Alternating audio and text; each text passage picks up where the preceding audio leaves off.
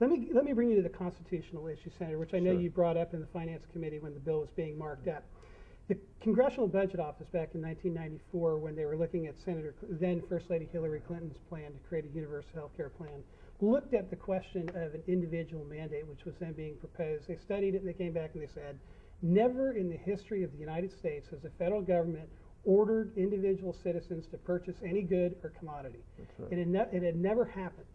Does the United States Congress have the congressional authority to order individual Americans to buy health care? I think there's a real constitutional issue there. You know, the illustration they give all the time is, well, states require people to buy auto insurance. Yeah, they do if they want to drive. And that's a state government.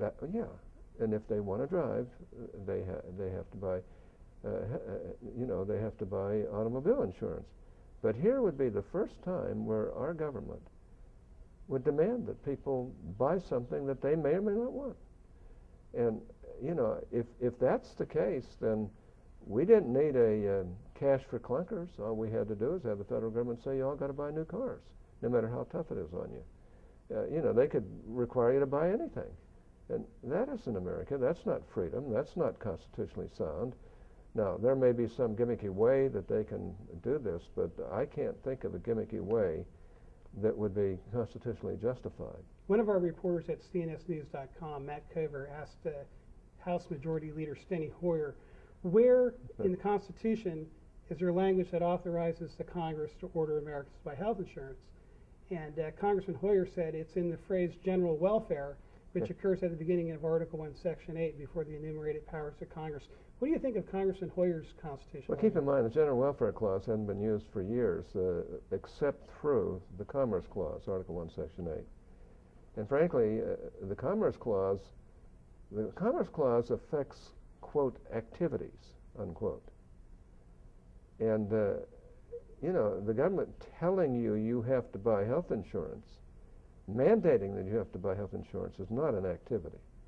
I mean, that's telling you got to do something you don't want to do. And you're not doing. If you're sitting at home in your living room in the state of not owning health insurance, yeah, you're not engaged in any kind of commercial activity. You're not trading with a foreign nation. There's no you're way not trading with an that's Indian right. tribe. You're not trading across straight lines. Well, let's put it this way. If that is held constitutional for them to be able to tell us we have to purchase health insurance, then there is literally nothing the federal government can't force us to do. Nothing. Now, you know, whether or not the states can is another issue.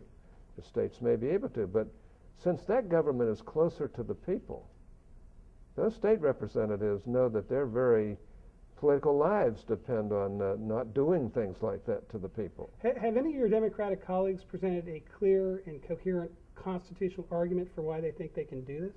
Not one argument. In fact, they just dismiss it as though it's not significant. But I tell you this, a lot of people aren't dismissing it.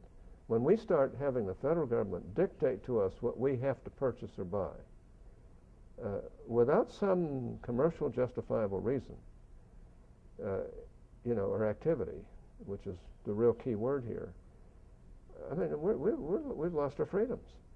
And that means the federal government can do anything it wants to do to us. There's no limit. There's no limit. And this is a technical issue, but it's an important technical constitutional issue. I've raised it. A lot of people have said, hey, you're right. Some have said, oh, you're being extreme. I don't think we're being extreme. I think we're concerned about individual liberties and rights, and that's what the Constitution protects, or at least should protect. Madam Speaker, where specifically does the Constitution grant Congress the authority to enact an individual health insurance mandate? Are you serious? Yeah. Are you serious? Yes, I am. Absolutely.